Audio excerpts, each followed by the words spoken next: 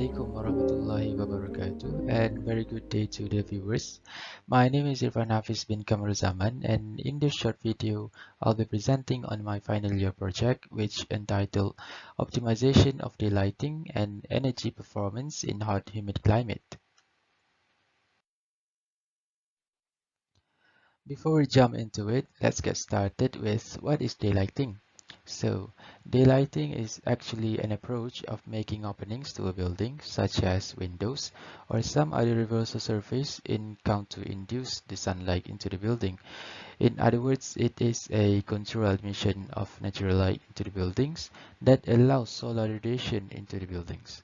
There are terms called daylighting factor that shows the level of illuminance of light penetrate into the building. Alright, so we understood daylighting, but what is the reason we do the study? Alright, so the purpose of doing the study can be divided into three. First is the buildings increment. There are growing numbers of buildings being developed each year. Moreover, our country Malaysia itself as a developing country, there are numerous of construction projects ongoing and many planning ahead taking place. Second is regarding to energy consciousness. With many development ongoing, it should be appropriate. Therefore, developments must meet criteria as in Sustainable Development Goals (SDG), which are an urgent call for action by all countries in the world, since there are growing worries about climate change and etc. That's why energy saving and energy friendly shall be implemented accordingly. Third one is, of course, is to provide information for future reference cases. Thus, the study results can be used for reference for our country and other hot climate country. Moving on, there are three main objectives of this study. Objective number one is to study the parameters that influence daylighting energy performance. Objective number two is to investigate the significant parameter that affects building energy performance. And the last one is to relate the optimization of the lighting towards energy performance. So how do we achieve this objective? First thing we'll do is through literature reviews. Previous studies has shown some parameters affecting optimization of daylighting and energy consumption. The literature reviews are more prior to parametric approach since we need to achieve objective number one. Some of the parameters that are significantly change the optimization of the lighting and energy performance are window wall ratios and shading devices. Window wall ratio can be defined as a ratio or fraction of window area to wall area, while shading in the study is an external walls blocking direct sunlight. The illustration of these two can be seen later in the next slide. So these two parameters are included in the study and will be tested according to each cardinal direction such as east, west, north, and south.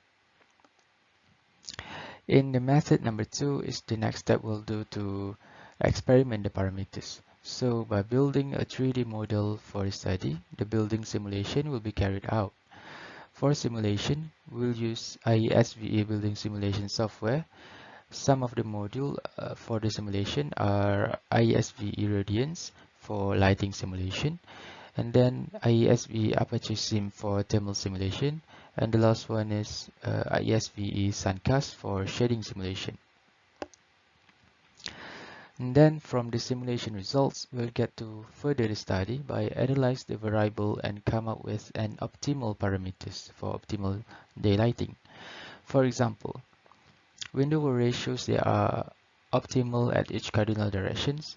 Next, the range of optimal shading length for optimal daylighting. And finally, we get to establish the relationship between window wall ratio and shading length to buildings' energy performance. As aforementioned in the methodology section, first step taken were literature reviews. And here are some of the findings. From previous studies relating daylighting and energy performance, frequently the studies include these two parameters, window wall ratio and also shading. And at the right side, as you can see, I have quoted some of the researchers' statements regarding these two parameters. So here is the illustration of the chosen building for this case study. This building is chosen because of its window facade at each orientation and shading availability. This is a low-rise commercial building that utilizes centralized HVAC system, and for that, this building is very suitable with parametric approach conducted in the study. And lastly, the results of the simulation shall get us to this kind of figure. Noted that this figure shown is only an example from previous studies. So here we get to see the difference of window ratio and shading length affecting the building cooling load. And next, from the window ratio and shading length, we get to conclude the range of optimal parameters for optimal daylighting.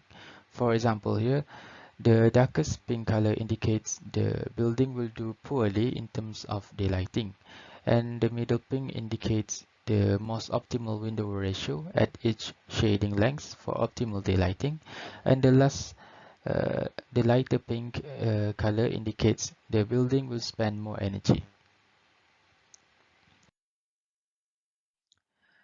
As a conclusion for today's presentation, there are indeed growing numbers of buildings.